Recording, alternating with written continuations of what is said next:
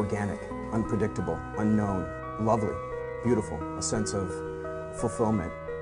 This is part of the pleasures of life and not the chores of life.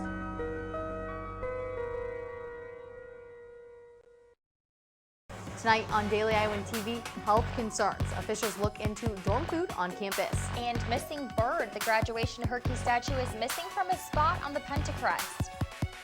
We might have just seen some warmer days, but grab your coats because things are about to get chilly. March Madness basketball is in full effect. And spring football back in Kinnick coming up in sports.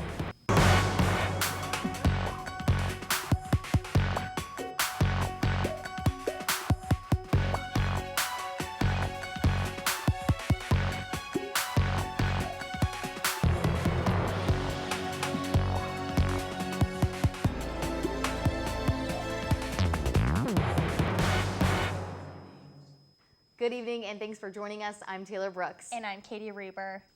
Sunday night, University of Iowa student government campaigns kicked off. Two parties launched their platforms for this year's election.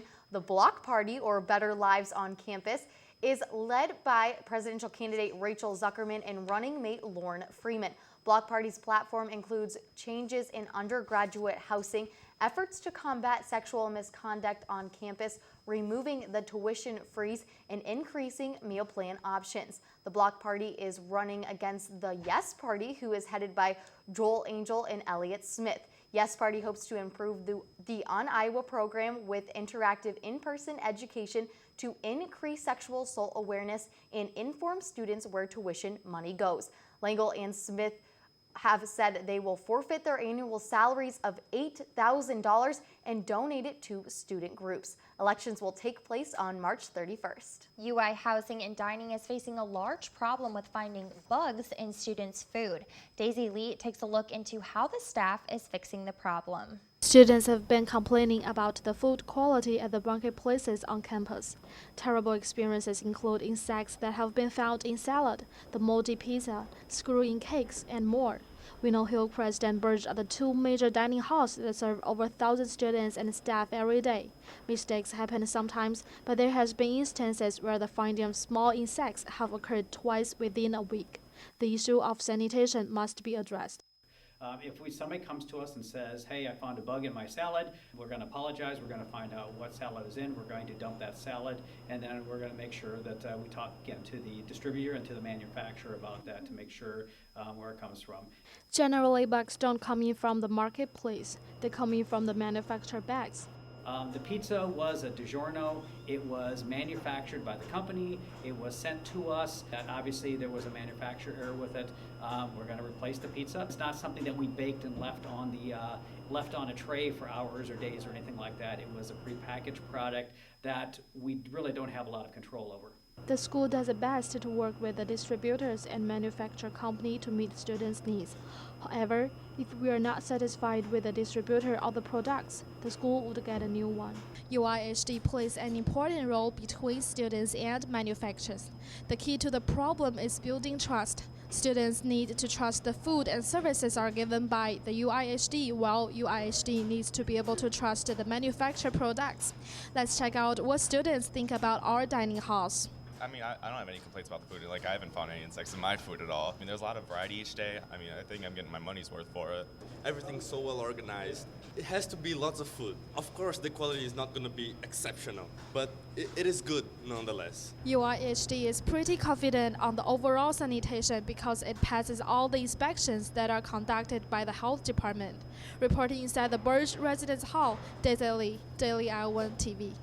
An Iowa City therapist has been arrested for having sexual contact with a client. 76-year-old Charles Morris Adams was arrested Friday for having sexual contact with a client over 25 times. Adams had been seeing the client for a year. The first instance took place during a therapy session in his office. Adams says he knew what he did was wrong and understood he would face the consequences.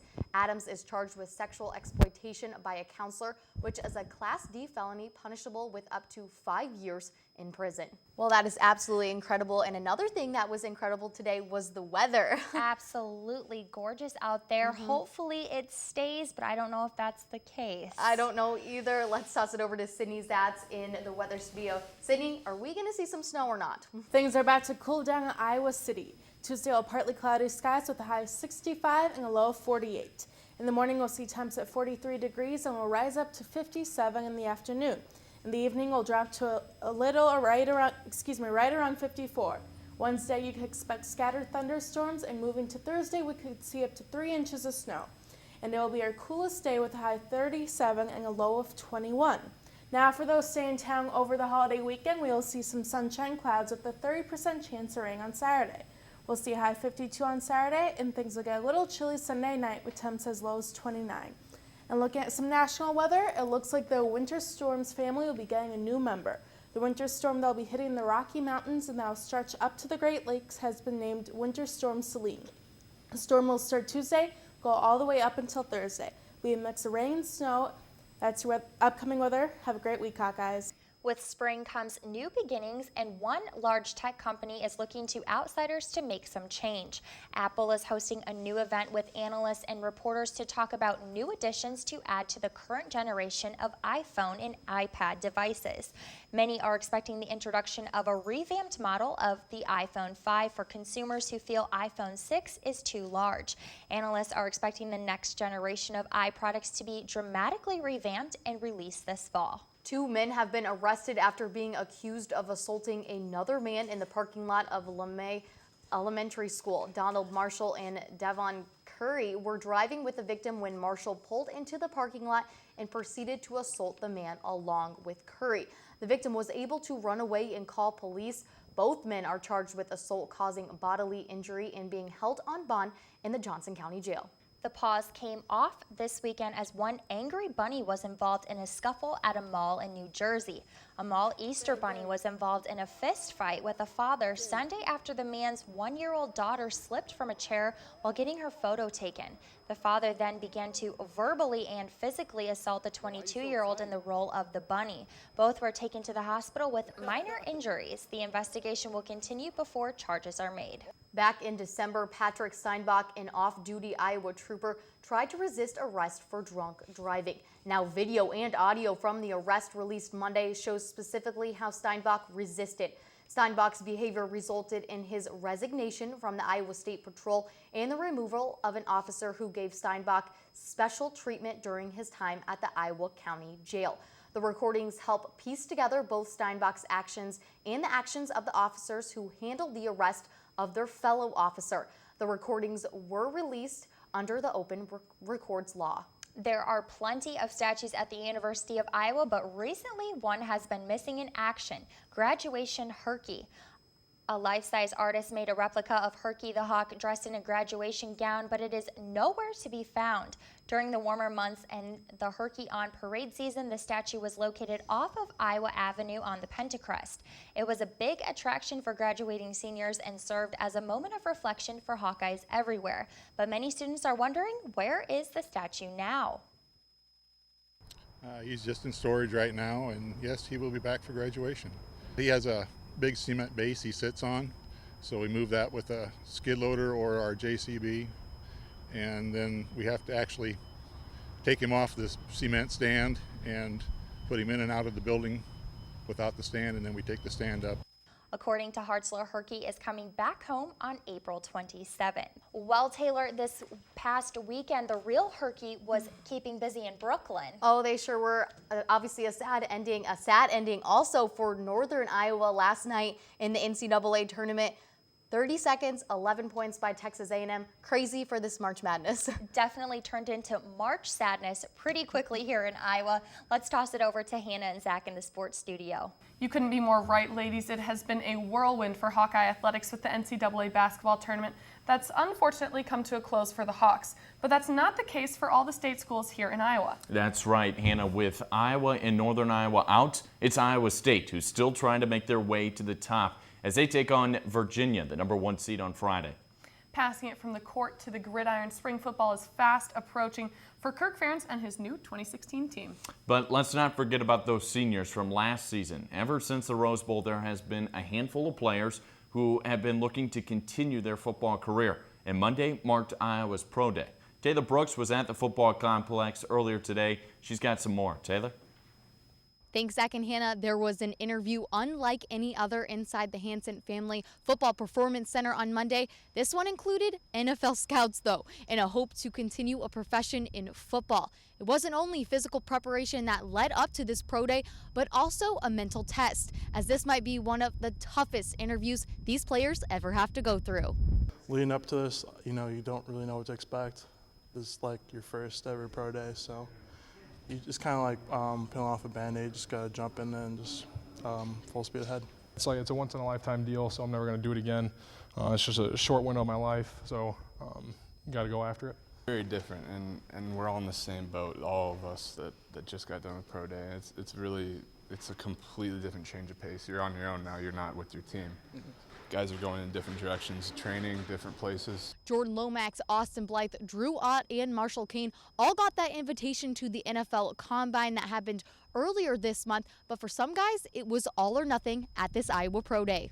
I know a lot of guys going out there for the first time where, I'd ask them if they said they were a little nervous. For us, it was almost the weeks coming up, we were all nervous, but today, like, nobody was. Everyone was just confident because we just put so much work and time and effort into this process. This was my combine, and a lot of the guys here didn't get invited to the combine, so this is our combine. Drew Ott did get an invitation to Pro Day and the Combine, but the NCAA is still waiting to approve to see if he can come back to Iowa to play for a 5th year. Reporting outside the Football Performance Center, Taylor Brooks, Daily Iowan TV Sports. The NFL Draft is set for April 28th through the 30th. Now, after finishing 5th at the Auburn, Alabama Regional last year, the Lady Jimhawks awaited this year's NCAA selection spot for the 10th consecutive season. And Iowa has been represented at every regional since 2005. And Katie Reber shows us why they take the chance to compete on the national stage very seriously. Thanks, Zach and Hannah. The Lady Jimhawks will begin their road to the national stage right here at Carver Hawkeye Arena. And that gives this group of ladies a little something extra to be excited for. It's an incredible opportunity, to be able to be on our home turf, welcome teams here and defend ourselves here in our own home, arena. It's a really special thing for us, and we're really looking forward to it, really motivated for the experience. We are prepared. We work tirelessly, and we work so hard every single day in the gym. And our coaches help us and do an amazing job at keeping us prepared for this. We've worked really hard all year long to get to this point. It makes it a little more special that it is at home, so if anything, it's just even more motivation for us to get into the gym this week and next week and push really hard so we can go out there and put out our best work. To be able to wake up in your own bed, go to class on that practice day, and just bring everything back down to just being normal, what you've done all season long, I think will help us in the respect that it doesn't key into your head that it's a championship and everything's got to change. It shouldn't change. I think we all just cannot wait until April 2nd gets here so we can compete one more time at home. It's your crowd. The crowd and the fans at Iowa are unbelievable. And that's what usually gets us up and going again. So to have not had our crowd for 4 weeks was difficult. To come back home to them will be amazing. The competition begins here at Carver on April 2nd, and of course, Daily Iowan TV Sports will have full coverage. From Carver Hawkeye Arena, I'm Katie Reber, Daily Iowan TV Sports. Now, in that competition on April 2nd, Iowa will be hosting Oklahoma, Nebraska, Arkansas, Kent State, and Central Michigan for that regional matchup. Wow, that's a lot. And as the Lady Jimhawks head into their postseason, the men's team is just following as they just finished their regular season on Sunday. They competed in their closest competition of the season, tying with number 7 ranked Nebraska for second and being just behind the number 4 ranked Minnesota. The men's team heads into the Big Ten Championship for the beginning of their postseason on April 1st. That's all we have for you tonight here in the sports studio. Taylor and Katie, back to you. Thanks, Hannah and Zach. Obviously, so much craziness going on in the sports world, especially these next couple weeks, and baseball and softball both start their Big Ten competition this week as well. But that's all we have for you tonight on Daily Iowan TV. Be sure to check out our website, dailyiowan.com, for all the latest news between now and Sunday. For Daily Iowan TV, I'm Katie Reber. And I'm Taylor Brooks. Have an excellent night, Iowa City.